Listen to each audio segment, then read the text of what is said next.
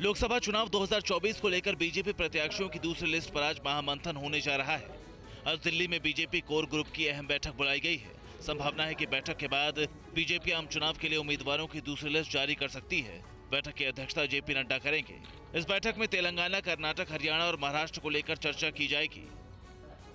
इससे पहले दिल्ली में 29 फरवरी को भाजपा मुख्यालय में पार्टी की केंद्रीय चुनाव समिति की बैठक हो चुकी है।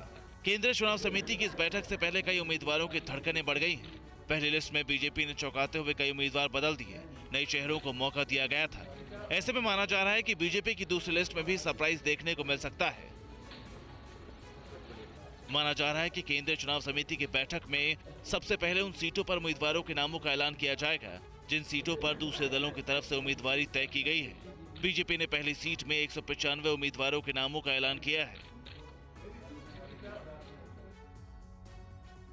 गृह मंत्री अमित शाह ने आज एक बार फिर से महाराष्ट्र में सीट शेयरिंग को लेकर मीटिंग की और इस बैठक के बाद महाराष्ट्र की तस्वीर जल्द साफ हो सकती है।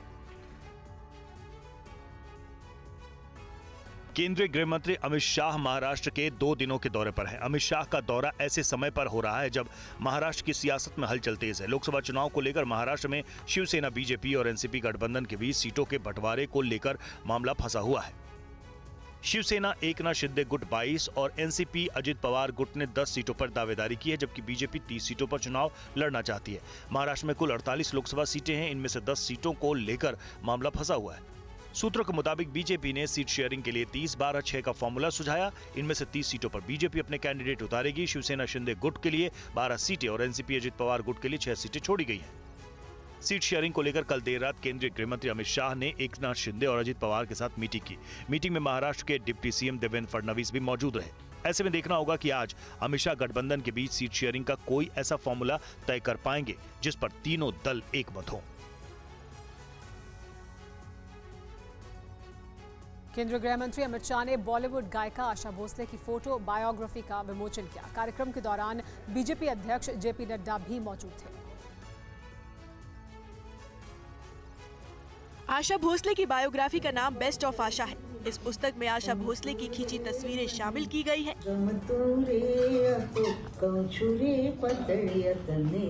गृह मंत्री अमित शाह के बेस्ट ऑफ आशा भोसले के विमोचन के समय दिग्गज गायिका आशा भोसले काफी भावुक हो गई।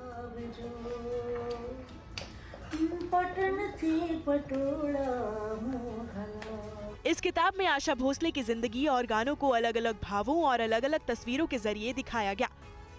आशा भोसले की यादों को खूबसूरत तस्वीरों के जरिए एक पुस्तक की शक्ल दी गई है, जो अब एक अनमोल दस्तावेज बन गई है। कार्यक्रम के अंत में आशा भोसले इतनी भावुक हो गई कि अमित शाह को देखकर उनके मुख से ये गीत निकल पड़ा।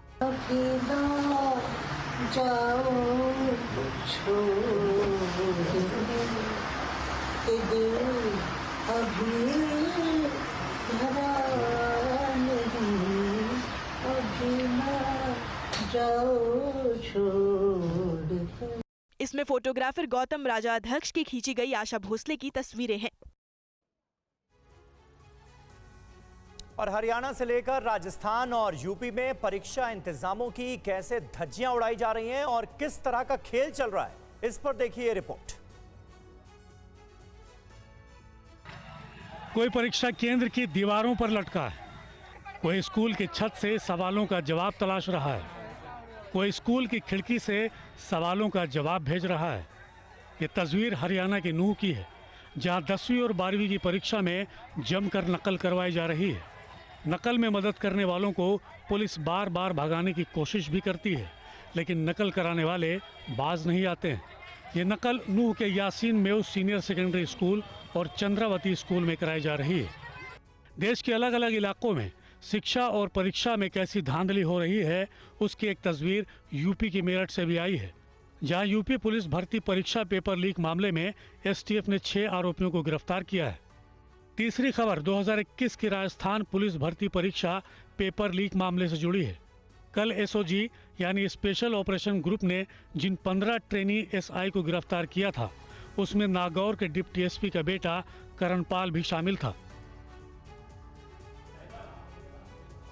जयपुर में पेपर लीक के आरोपियों से मारपीट और कोर्ट में पेशी के दौरान आरोपियों से मारपीट की खबर है। कोर्ट में वकीलों ने नारेबाजी और मारपीट की है।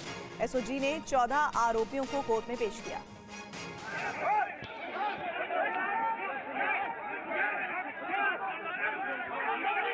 जो कि आरोपियों को लेकर पहुंची, पेपर लीक के तमाम जो आरोपी हैं ये आप देख सकते हैं इस बस के अंदर।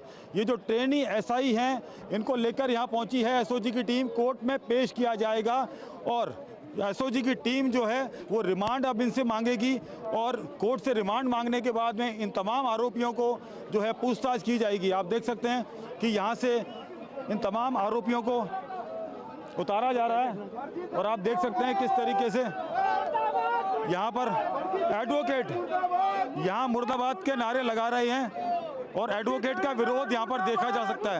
यहाँ देख सकते हैं कि किस तरीके से जो पुलिस है, तो पुलिस की जो टीम है वो यहाँ पर मुस्तैदी से खड़ी हुई है। कड़ी सुरक्षा के बीच ये तमाम जो आरोपी हैं जो कि एसओजी ने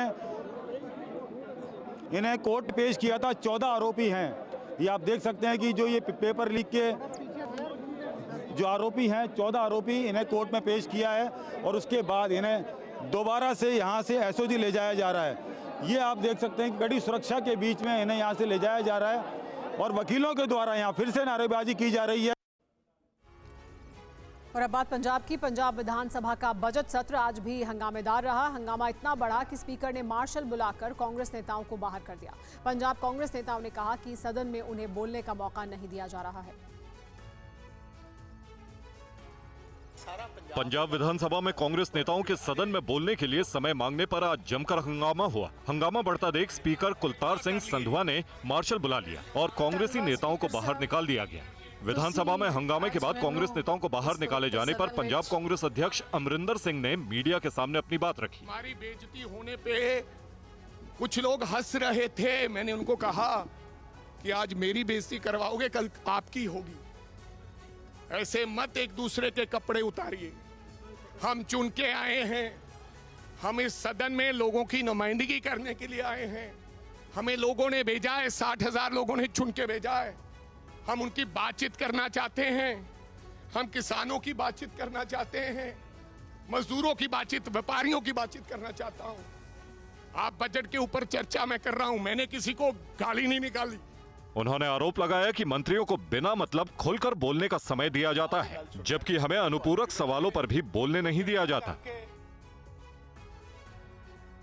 एक दिलचस्प खबर पड़ोसी मुल्क पाकिस्तान से। पाकिस्तान में शादमान चौक का नाम स्वतंत्रता सेनानी भगत सिंह के नाम पर नहीं रखे जाने को लेकर लाहौर के हाई कोर्ट ने सरकार और जिला प्रशासन से जवाब तलब किया है। लाहौर हाईकोर्ट के न्यायमूर्ति शम्स महमूद मिर्जा ने अवमानना याचिका पर सुनवाई करते हुए पंजाब के मुख्य सचिव और लाहौर के डिप्टी कमिश्नर से 26 अप्रैल तक जवाब मांगा है, जिसमें शादमान चौक का नाम बदलकर भगत सिंह चौक करने के आदेश का पालन नहीं किया गया। शादमान चौक वही स्थान है जहां ब्रिटिश शासकों ने स्वतंत्रता सेनानी भगत सिंह को फांसी दे दी थी। ये अवमानना याचिका भगत सिंह मेमोरियल फाउंडेशन के अध्यक्ष इम्तियाज राशिद कुरैशी ने दाखिल की है। याचिका में 2018 की अदालत के आदेश को लागू न करने पर सवाल उठाए गए हैं। याचिका में दलील दी गई है कि भगत सिंह उपमहाद्वीप के स्वतंत्रता सेनानी थे, अपने साथियों के साथ जान दे दी थी। जिन्ना ने श्रद्धांजलि देते हुए तारीफ की थी, कहा था उपमहाद्वीप में भगत सिंह जैसा कोई नहीं। याचिकाकर्ता ने शादमान चौक का नाम भगत सिंह के नाम पर रखने और मूर्ति स्थापित करने की मांग करते हुए कहा है कि पड़ोसी देश भारत में अकबर रोड, शाहजहां रोड और बहादुर शाह रोड जैसे मुस्लिम शासकों के नाम पर कई सड़क और रास्ते हैं। भारत ने भी अलीगढ़ विश्वविद्यालय के संस्थापक सर सैयद अहमद खान की तस्वीर वाले टिकट प्रकाशित किए थे और उनकी प्रतिमा भी भारत में स्थापित की गई है।